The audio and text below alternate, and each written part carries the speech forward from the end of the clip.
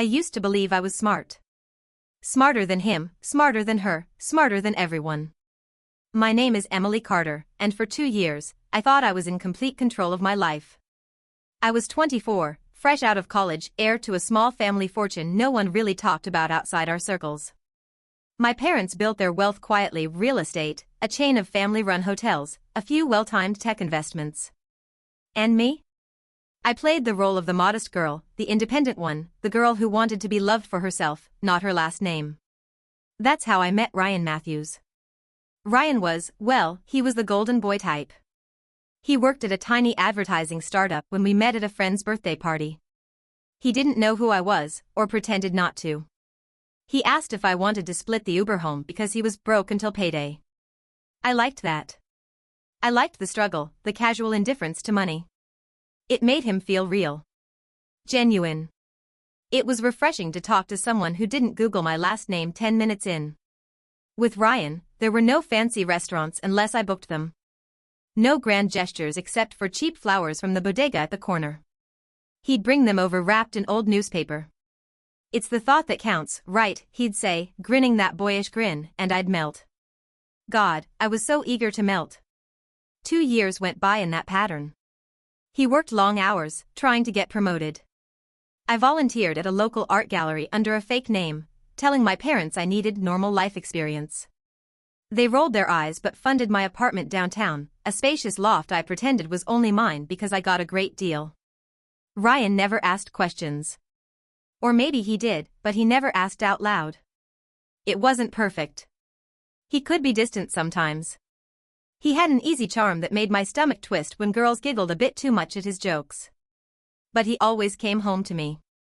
He always said the right things. And I believed him. I wanted to believe him so badly that I didn't notice how much I was testing him already: small things, small traps. I'd forget my wallet at dinner. I'd talk about charity and see if he'd flinch. He never did. One night, lying in bed, watching his chest rise and fall, I thought, what if it's all a lie? What if he's just waiting for a bigger payday, biding his time until he finds out who I really am? I hated that thought. It festered like rot under my skin. But once you think it, you can't unthink it. So I decided to test him. Really test him. Not the tiny games I'd been playing, a real, cruel, perfect experiment. I would pretend my parents had lost everything. That the money was gone. The safety net. The nice apartment. The little indulgences that kept our life sweet and easy. I'd tell him we'd have to move to a dingy one-bedroom in a bad part of town. Eat noodles for weeks. Save every dime. If he stayed, he loved me. If he didn't, well, then I'd know. It started with dinner at our favorite Italian place. I picked it on purpose, his favorite, not mine. He sat across from me, swirling cheap red wine in his glass, telling me about some new client he was trying to land. I kept nodding, pretending to listen. My heart was hammering. I felt sick. "Ryan," I said, cutting him off mid-sentence. He looked up, a little startled. "What's up, Em?" I swallowed. "I have something to tell you." His eyes narrowed, just slightly. I remember thinking how handsome he looked then, the candlelight softening the angles of his face. How could someone so beautiful be dangerous? But that was the thing about beauty, it distracted you from the sharp edges. "My parents," I began. I let my voice tremble a bit. "They're bankrupt." He stared at me. The silence stretched so long I thought I'd choke on it. "Bankrupt," he repeated finally. "Em, what do you mean?" I launched into my prepared story. The family company made bad investments, the hotels are gone, the property's being sold off. We'd have to move out of my place because I couldn't afford the rent anymore. He asked questions, too many, but I'd done my homework. I answered them all with just enough detail to sound real. I even made myself tear up a little. It wasn't hard. I was crying for real, though not for the reasons he thought. When I was done, he reached across the table and took my hand. He didn't flinch. He didn't look away. He squeezed my fingers and said, "We'll figure it out, Em. I don't care about the money. I care about you." It was everything I wanted to hear. It should have calmed the storm inside me. But it didn't. Because the real test hadn't started yet. That night, when he curled around me in bed, whispering that he loved me no matter what, I stared at the ceiling and wondered who was lying to who. I told myself it would be over soon. That the truth would come out. That the lie would protect me. I didn't know then that it would destroy me instead. 2 weeks later, I handed Ryan the keys to our new place, a cramped, peeling one-bedroom on the edge of town, far from the restaurants and the art galleries and the friends who knew too much. I made up a story about my parents cutting me off completely, how I didn't want to depend on them even if they had anything left. He nodded like he understood. Maybe he did. Maybe he didn't care. We packed up my loft together. I boxed up the expensive glassware and the designer shoes and tucked them away in my parents' storage unit, out of sight, out of mind. He laughed as we taped the last box shut, kissed me on the forehead, said, "Look at us, starting fresh. Just you and me." The first night in the new place was a shock to my system. The walls were thin enough to hear the neighbor's TV until 3 in the morning. The heater rattled like a dying engine. The tiny bathroom smelled like mildew no matter how much bleach I used.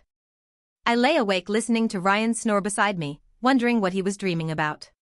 If he missed the king-size bed, the walk-in closet, the doorman downstairs who'd always greet him like he belonged there. I told myself this was good. This was necessary. A test needs pressure, right? You can't see the cracks until you squeeze. So I squeezed. The first month, he was perfect. He brought home cheap wine and instant noodles and tried to make it fun. We'd sit cross-legged on the floor eating dinner off mismatched plates, pretending it was an adventure. He'd stroke my hair and tell me we'd look back on this one day and laugh. "We're stronger than this," he said. Sometimes I believed him. But the cracks showed up faster than I thought they would. He started working late more often. He said he needed overtime, said the startup was struggling and they couldn't pay him more yet. I believed that too. I wanted to believe every excuse he fed me, every half-truth that let me think I was still in control. Then the gifts started. At first, I didn't notice. A new watch on his wrist, he said he got it on sale. A pair of sneakers way out of our budget, he claimed he used old gift cards. I wanted to ask questions, but I bit my tongue. I told myself it was small stuff. Maybe he'd saved up. Maybe he just needed to feel normal. I'd pushed him into this mess, after all. I caught the first real slip one rainy Thursday night. He came home late, smelling like expensive cologne that wasn't his usual cheap spray. He tossed a small velvet box onto the kitchen counter like it was nothing. Inside was a silver bracelet. Not for me, it was too big for my wrist. I picked it up, feeling the cold metal bite my palm. "Who's this for?" I asked, trying to sound light. A joke. A tease. He didn't miss a beat. "It's for my brother's birthday. You know Dylan." Dylan didn't exist. Ryan was an only child. I knew that because I'd met his mother exactly once, at a brunch she never looked me in the eye during. She never mentioned any other kids. I smiled. I put the bracelet back in the box and slid it toward him. "Nice of you. Tell Dylan I said happy birthday." He gave me that grin I used to think was charming. Now it looked like a mask. "Will do." That night, when he thought I was asleep, I watched him text someone. The screen glowed blue against his face, throwing shadows I didn't recognize. He was careful to turn it away from me, but I could see the smile. It wasn't for me. Still, I said nothing. I couldn't. The test wasn't done yet. I needed proof. Solid, undeniable proof. A betrayal big enough that even I couldn't lie to myself about it anymore. I didn't have to wait long. It was Lila who gave me my answer. Lila Hayes, my best friend since we were 12. She'd been there for every heartbreak, every drunken midnight confession, every panic attack about whether Ryan really loved me. She was the one who told me to test him in the first place. "You have to know for sure," she said over wine one night, before the move. "If he's real, he'll stick. If he isn't, better to find out now than after you marry him." She was right. I thought she was right. God, I clung to her being right. After the move, she stopped coming by as much. She'd always hated the neighborhood, called it sketchy. She said she was busy with work. I understood, or pretended I did. But then she started texting Ryan. Small things at first. Hey, can you help me set up my new TV? Ryan, do you know a good cheap handyman? Ryan, I'm locked out of my car, help. He'd show me the messages sometimes, laughing them off. She's helpless, Em. You know how she is. And I'd nod and smile because that was what I was supposed to do. Good girlfriends don't accuse their boyfriends of cheating with their best friends. But I started to notice things, the smell of her perfume on his jacket when he got home. The way her name popped up late at night. The way she stopped telling me things, like she suddenly had secrets I wasn't part of anymore. The final crack was so simple, so stupid, it almost made me laugh. I found a receipt in his coat pocket while doing laundry. A fancy restaurant, the kind we used to go to before I lost my money. 2 entrees, a bottle of wine that cost more than our grocery budget for a week. A single dessert. The date matched the night he told me he was working late. I kept the receipt. I tucked it in my pillowcase like a talisman. It made my chest ache every time I thought about it, but it was proof. He was slipping. He was showing me exactly what I'd wanted to see. I just hadn't realized how deep the lie went. Not yet. The day I decided to follow him was the day I knew I'd already lost. You don't trail the man you love through pouring rain at midnight if you still believe he's yours. But there I was, with my hair soaked, my sneakers squelching in every puddle, trailing Ryan through dark side streets like a ghost. He'd left the apartment at 10, saying he had to clear his head. He always said that now. He used to clear his head with me, curled up on the couch, our legs tangled under a blanket. Now he needed the night, the city, the freedom I'd stripped from him when I took the money away. I stayed far enough behind him that he wouldn't see me in the neon glow of corner stores and flickering streetlights. He didn't look back once. I wondered if he even thought about me at all in those moments, or if he'd already filed me away in some dusty corner of his mind labeled necessary sacrifice. He walked fast. Confident. Like he had somewhere to be. Someone to see. I knew exactly where he was going before he got there, Lila's apartment. I'd been there 1,000 times. She lived in a fancy building I'd helped her pay for when she was between jobs, though she never liked to admit it. She called it our little secret. I thought that secret made us sisters. Ryan didn't even bother to knock. He had a key. He let himself in while I watched from across the street, half hidden behind a parked SUV. I waited. I told myself maybe he was just dropping something off. Maybe she needed help with her TV again. Maybe I was crazy. Minutes passed. Then her curtains flickered with light, shadows moving, merging. I could see them, a silhouette that was definitely him, tall and broad-shouldered. Another that was Lila, her hair in that messy bun she always wore at home. The shadows touched. One leaned into the other. I felt my stomach turn to ice. I didn't move for what felt like hours. I just stood there, frozen, until a delivery guy brushed past me and jolted me back to myself. I didn't cry. There was no point. This was what I'd set in motion, wasn't it? I wanted the truth. Well, here it was, ugly and undeniable. I went home. I didn't know what else to do. I sat in our tiny kitchen, staring at the cheap linoleum floor. I thought about calling him. I thought about calling her. I thought about calling my mother and confessing everything, the lie, the test, the fact that I'd turned my life into a twisted experiment with only one subject, me. Instead, I made tea. I sat at the table until the sun came up, the tea cold and untouched in front of me.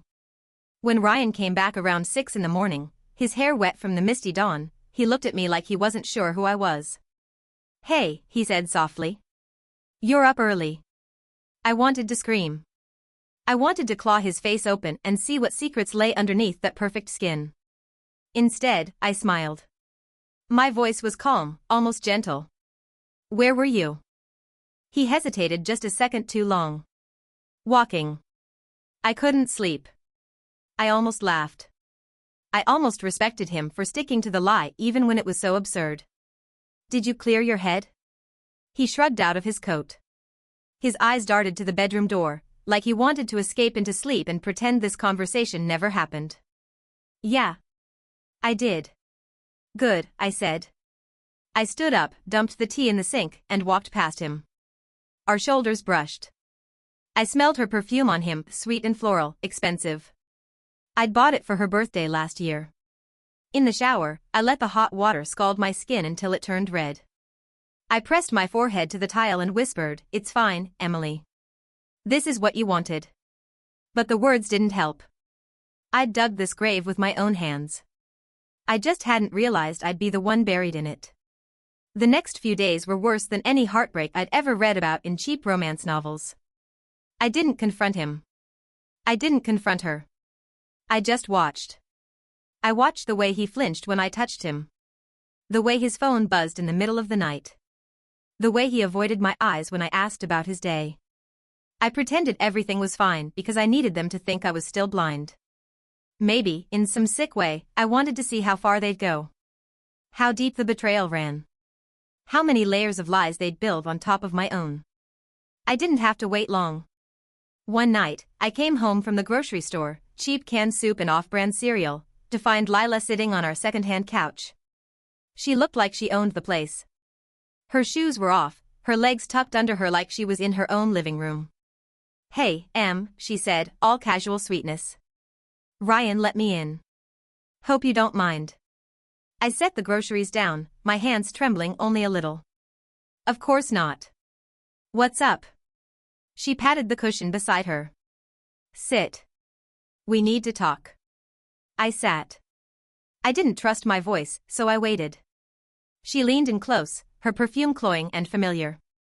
"You look tired, babe. This whole thing, it's taken a lot out of you, huh?" I stared at her. My best friend. My sister. The person I'd trusted with every secret except the one that mattered most. "What do you mean?" Her smile turned sharp, predatory. "The experiment, Em. The test. The whole poor girl act." My blood ran cold. I opened my mouth but no words came out. She tilted her head, her grin growing wider. "You really thought you were the only one playing games?" I didn't speak. I couldn't. Lila leaned back into the couch cushions, one leg draped elegantly over the other, as if she were lounging in her own personal stage play. Her eyes glimmered, not with warmth but with a cruel, glittering delight that I'd never seen before, or maybe I'd just never let myself see. "Come on, Em. Don't look so surprised," she said, her voice dropping to a hush meant to sound conspiratorial. "You really thought you were the only one pulling strings here?" I swallowed, but my mouth felt like sandpaper. "What are you talking about?" She laughed, a soft, mocking sound. "You know exactly what I'm talking about. This I'm broke now, let's live like peasants performance." "Sweetheart, did you think he wouldn't find out?" My chest tightened. Ryan. He knew? Layla's smile turned sly. "Of course he did. You think he didn't notice when your parents' lawyers still called you? When the rent was suddenly paid up for 3 months in advance, even after you claimed you were broke? He's not dumb, Em. He figured it out months ago." I wanted to stand up, to put distance between her and me, but my knees felt nailed to the floor. "And you? You knew too?" She shrugged, like it was nothing, like she was explaining the weather. "He told me. One night when you were asleep, we got drunk, started talking about you. He said he was worried. That you didn't trust him. That you had this idea in your head that he was using you for money." I wanted to interrupt, to scream that it was true, that it was all true, but she just kept going. "So we came up with a better test. Our test." Her grin widened. "If you could pretend to be poor to see if he'd stick around, why shouldn't we pretend too? To see what you'd do. How far you'd go. Whether you'd break first." I stared at her. My best friend. My sister in all but blood. "You slept with him." Her lips curled. "Oh, honey. That's the least of it." I felt sick.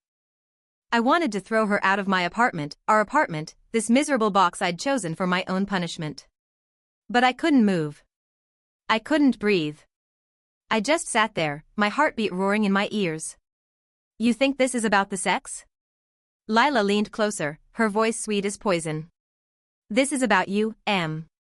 About your trust issues. About your obsession with control. You wanted to prove he was a gold digger. We wanted to prove you were a fraud. She reached out, brushed a strand of hair from my face. I flinched. "Look at you," she whispered. "Sitting in this dump. Living like a martyr. Acting like you're better than us. But who's alone now, Em? Who has nothing left? Not the money.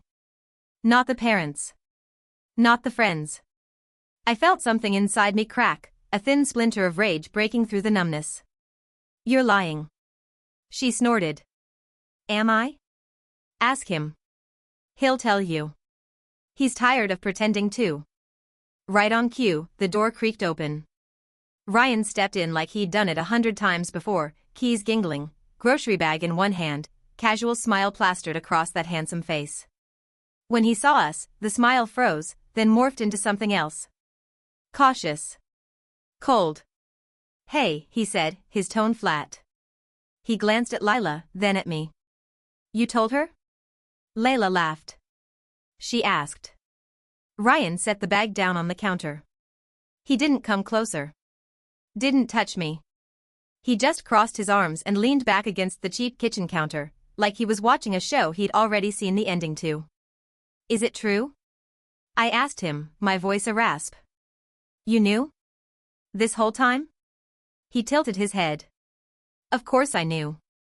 I'm not stupid, Em. You think you're the only one who can lie?" I opened my mouth to say what I didn't know, but he cut me off with a shrug. "You wanted to see if I'd stay with you when you were poor. But you never really were you? The rent was covered. The bills were covered. Your mom still slipped you money. You were never one of us, you were just playing at it. So yeah. I figured if you were testing me, I'd test you too." Layla smirked. We both did. My hands curled into fists. "So you're together now? That's it? That's the big reveal?" Ryan barked a laugh, cold and humorless. "Together? Don't flatter yourself, Em. This was never about love.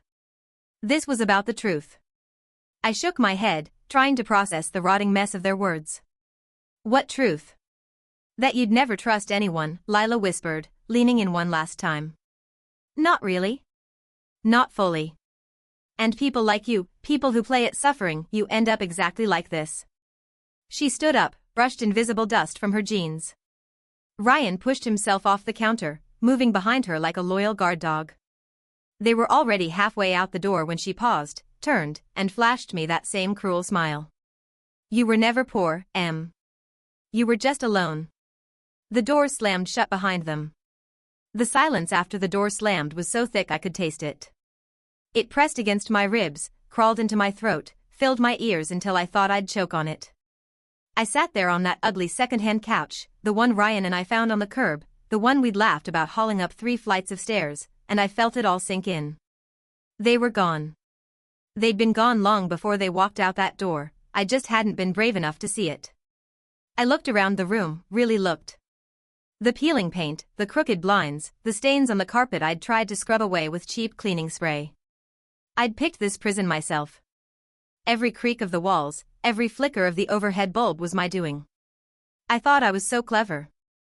I thought I was the puppet master, the brilliant girl with the perfect test. Now the only person left to fool was me. I don't know how long I sat there. Time didn't feel real, it stretched, it folded in on itself. At some point, the light outside faded from gray to black. The heater rattled to life, then coughed itself quiet again. A neighbor's dog barked behind the thin walls. I could hear a couple fighting 2 doors down, their voices rose and fell like a tide I couldn't turn away from. I wanted to cry. I waited for it, the tears that would burn my eyes and wash out the betrayal lodged in my throat. But nothing came. Maybe I was too tired. Maybe I was too empty. Instead, I did the only thing left to do.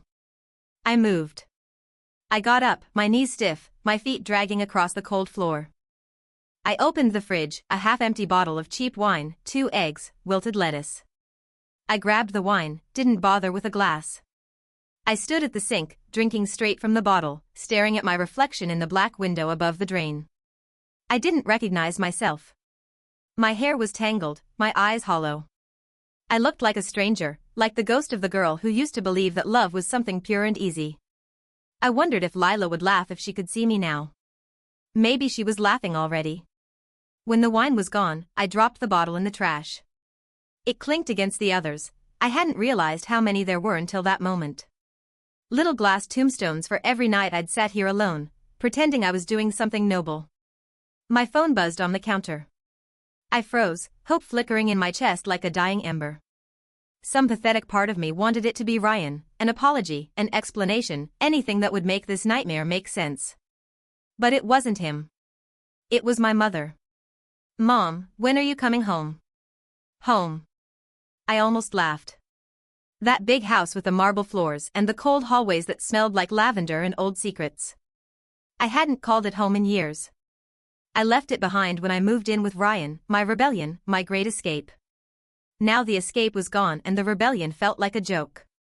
I didn't answer her. I didn't want to hear her say "I told you so" in that soft, disappointed voice. She'd always hated Ryan, hated Lila in her own polite, clipped way. "Be careful who you trust, Emily," she'd said once. "People like us can never really be sure." I'd rolled my eyes then. I thought she was just being dramatic, the way rich people always are when they want to feel persecuted. I stumbled back to the couch, curled into a ball, pulled a thin blanket over my shoulders. The apartment felt colder than ever, the draft sneaking through the window frames I never got around to sealing. I thought about texting Lila. Why? Just that one word. But I didn't. I knew what she'd say. Because I could. Because you let me. I tried to think of Ryan, of his smile, his laugh, the way he used to trace lazy circles on my back when we lay in bed. I tried to remember the good moments, but they were buried under all the rot. Had he ever really loved me? Or was I just convenient, a game to pass the time until he got bored? I'd never know. And maybe that was the worst part. The ceiling above me was cracked, I hadn't noticed it before.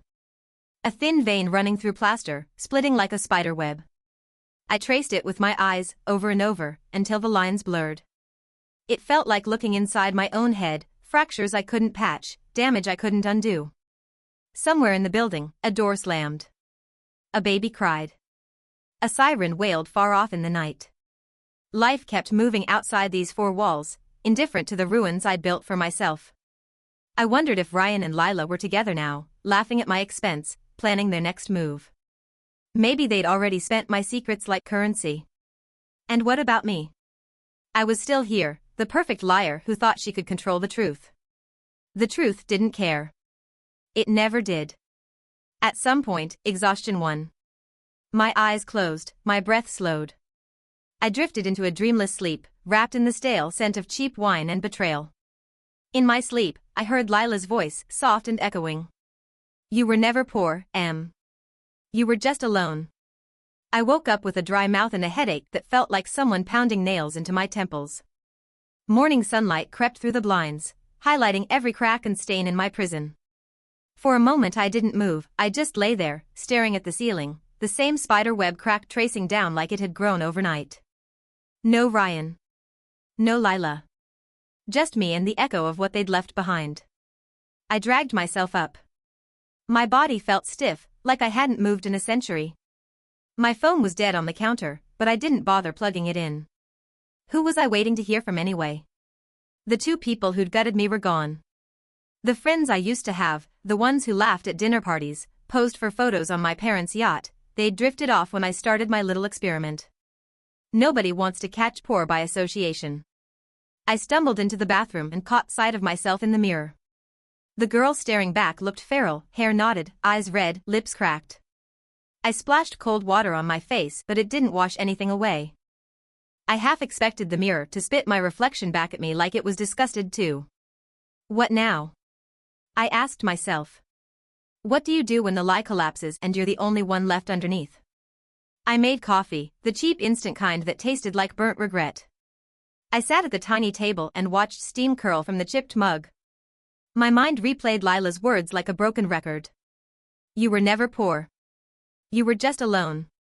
Over and over until I wanted to slam my head against the wall just to drown her voice out. I thought about my parents. My mother's thin, pinched smile. My father's silence at the dinner table, the way he'd glance at me like I was a disappointing quarterly report. Maybe they'd welcome me back.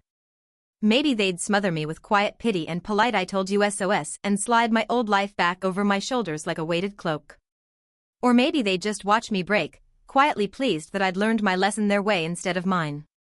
I pulled my laptop out of the closet, the same laptop I'd hidden receipts and bank statements on when I was fabricating my bankruptcy. It felt like touching a crime scene. I powered it on, stared at the blinking cursor on an empty document. I typed out a message to my mother. "I want to come home." I stared at the words, but I couldn't hit send. Home. What did that even mean anymore? Four walls and thick curtains and marble floors, and a silence deeper than this cheap apartment's thin walls ever offered. I deleted the message. Hours passed. I don't know how many. The sun crawled across the cracked linoleum, and I watched it move like I was pinned in place. I must have looked insane, knees pulled to my chest, eyes flicking to the door every few minutes as if Ryan might walk through it, laughing, telling me it was all a big mistake. Or Lila might sweep in with her glossy hair and cold perfume, grinning that fox grin and telling me she'd changed her mind, that we were friends again. Of course, neither came. I forced myself to shower. The water pressure was pitiful, the heater still moody. I stood under it until my skin prickled and turned pink. The steam filled the tiny bathroom, fogging the mirror until I couldn't see my reflection anymore. Maybe that was a mercy. When I stepped out, I wrapped myself in an old robe. Sat back at the table. Picked up my phone and plugged it in, finally. It lit up, a dozen missed calls from my mother, a few bland texts from my father's assistant. One from an old college friend, Miranda, the only person who hadn't dropped me completely. "Miranda, hey, are you okay? Lila posted something weird. Call me?" My stomach flipped. Something weird. Of course Lila posted. I opened my social media, an app one hadn't touched in weeks because I didn't want to see my old life in curated squares. There it was, a photo of Lila, radiant as ever, glass of champagne in hand, Ryan beside her. His arm looped lazily around her waist, chin resting on her shoulder. They looked beautiful together. Expensive. Perfect. The caption cut deeper than any knife. "Some lies are worth the truth." Blackheart. The comments were worse as friends I knew, people I'd laughed with, clinking glasses and trading secrets. "You too. Finally. Power couple. Told you so. So happy for you both." I set the phone down, my hands trembling. The coffee had gone cold. My chest felt hollow, a hole I could crawl into and never come back out. This was it, then. My experiment was complete. The control group had their answers, and the test subject was me. The poor little rich girl who wanted the truth so badly she burned down everything real to find it. Outside, I could hear life continuing, traffic grumbling past, kids yelling as they kicked a ball down the alley, someone laughing 3 floors up. The world didn't care that I'd set myself on fire just to watch who'd stay warm beside the flames. I stood up. My knees were stiff, my back sore from sleeping on that miserable couch. I caught my reflection again, watery and blurred in the darkened window. For the first time, I let the tears come. Silent at first, then shaking sobs that racked through my chest like a storm I couldn't hold back anymore. I'd wanted the truth. Now I had it. And I was the only one left to live with it. The next morning didn't feel like morning at all, just a dull gray smear of hours that I forced myself to walk through.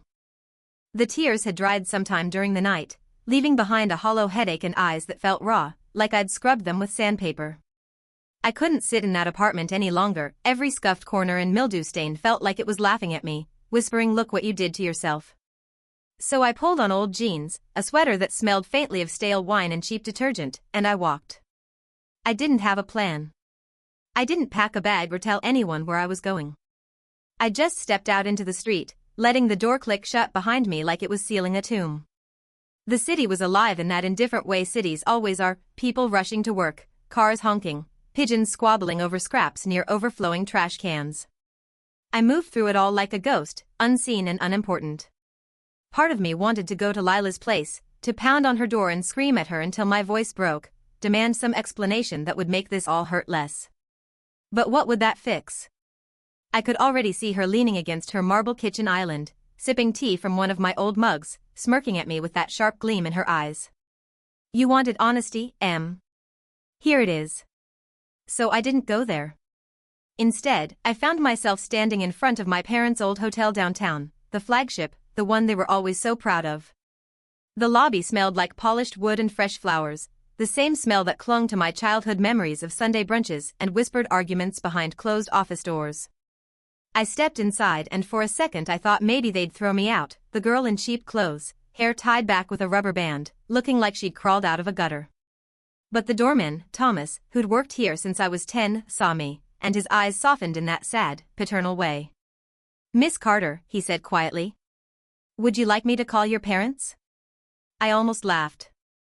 Miss Carter. As if I hadn't shredded that name down to the bone with my clever little test.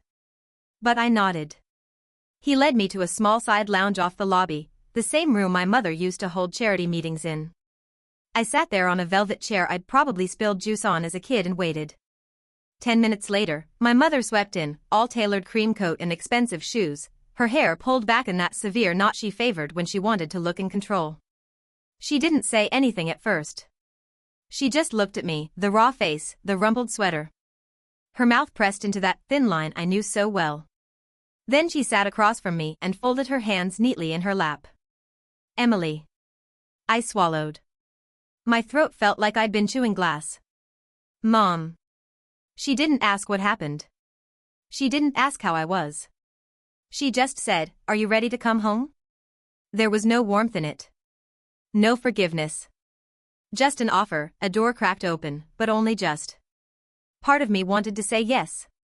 To sink back into that polished, distant safety. To let her lawyers and money mop up the mess I'd made.